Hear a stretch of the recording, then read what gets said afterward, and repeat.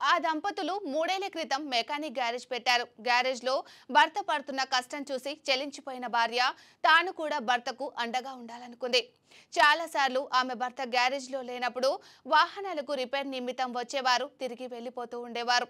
ఇలా లాభం లేదనుకున్న ఆ భార్య కూడా గ్యారేజ్ లో పనంతా చకచక కొద్ది రోజుల్లోనే నేర్చుకొని ఆ గ్యారేజీని ఆ ప్రాంతంలో టాప్ రేంజ్ కి తీసుకువచ్చారు. ఆ మహిళామణి పేరే ఆదిలక్ష్మి. ఆ గ్యారేజీలో ఆదిలక్ష్మి చేసే పని చూస్తే పురుషుల కంటే స్త్రీలు ఏమీ తక్కువ కాదని స్పష్టమవుతుంది. 2 వీలర్ వాహనాల నుంచి లారీలు, టిప్పర్ల వరకు అన్నిటికీ అవలీలగా ఆమె పంచర్స్ రిపేర్ చేస్తూ ఉంటారు. ఆమె చేసే పని, పడుతున్న కష్టం చూసిన స్థానికులు ఆ గ్యారేజీకి ఆదిలక్ష్మి గ్యారేజ్ అని పేరు పెట్టారు. ఈ గ్యారేజ్ లో ఆదిలక్ష్మి చేసే పని ఏ విధంగా ఉంటుంది? మహిళలకు స్ఫూర్తినిచ్చేలా ఆమె చేసే శ్రమపై నమస్తే తెలంగాణ ప్రత్యేక కథనం. కొత్తగూడెంలోని సుజాత నగర్లో ఆదిలక్ష్మి గ్యారేజ్ అంటే తెలియని వారు ఉండరు. తల్లాడ కొత్తగూడెం ప్రధాన రహదారి పక్కనే ఉంటుంది ఈ గ్యారేజ్. ఇది పెట్టి 3 ఏళ్లు అయినా స్థానికులకే కాకుండా చుట్టుపక్కల ప్రాంతాల వారికి కూడా ఆదిలక్ష్మి దంపతులు సుపరిచితులయ్యారు. దీనికి ముఖ్య కారణం గ్యారేజ్లో ఆదిలక్ష్మి పడుతున్న కష్టమే. మొదట్లో ఆదిలక్ష్మి భర్త ఎటైనా వెళ్ళినప్పుడు రిపేర్ కోసం వచ్చే వాహనాలు తిరిగి వెళ్లడం చూసిన ఆదిలక్ష్మి తాను కూడా మెకానిక్ పని నేర్చుకోవాలనుకున్నారు. అయితే పెద్ద పెద్ద టిప్పర్లకు పంచర్లు చేయలేవు, చాలా కష్టంతో కూడుకున్న పని అని ఆమె భర్త చెప్పుకొచ్చారు. కానీ మీరు ఒక్కరు కష్టపడుతూ ఉంటే నేను చూస్తూ ఉండలేను, ఎంత రిస్క్ పని అయినా నేర్చుకుంటాను అని పట్టుదలతో భర్త నుంచి ఆదిలక్ష్మి గ్యారేజ్ పని నేర్చుకున్నారు. మొదట 2 వీలర్ వాహనాలకు, కొద్ది రోజుల్లోనే టిప్పర్లు, లారీలు లాంటి భారీ వాహనాలకు సైతం పంచర్స్ వేయడం నేర్చుకున్నారు ఆదిలక్ష్మి. భారీ వాహనాల టైర్లను సైతం వంటి చేత్తో అవలీలగా తీసి పక్కన పెడుతూ ఉంటారు ఆదిలక్ష్మి. వాస్తవానికి హెవీ వెహికల్స్ కు పంక్చర్స్ చేయటం అంటే మామూలు విషయం కాదు, చాలా కష్టం. కొన్ని సందర్భాల్లో పురుషులకే సాధ్యం కాదు.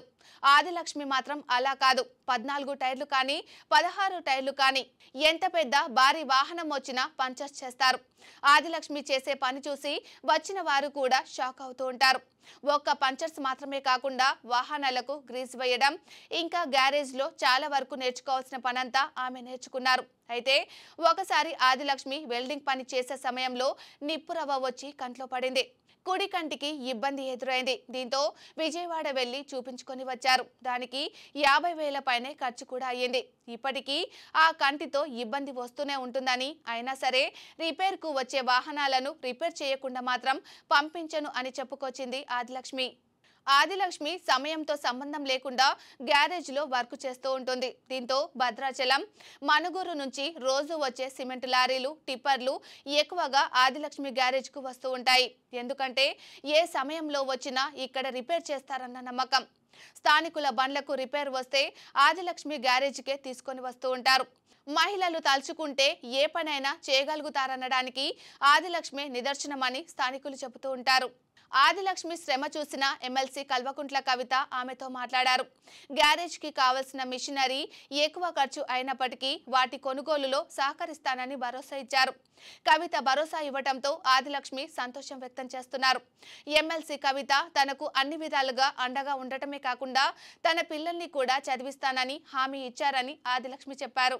మహిళలు తలుచుకుంటే ఏ రంగంలోనైనా ఎంత రిస్క్ పని అయినా సాధించి చేయగలుగుతారనడానికి ఆదిలక్ష్మి మనందరికీ ప్రత్యక్ష నిదర్శనం. ఆదిలక్ష్మి అనుకున్న లక్ష్యాలను చేరుకోవాలని, ఆమె కలలు నెరవేరాలని కోరుకుంటూ నమస్తే తెలంగాణ తరపున ఆదిలక్ష్మికి హ్యాపీ ఉమెన్స్ డే చెప్పేద్దాం.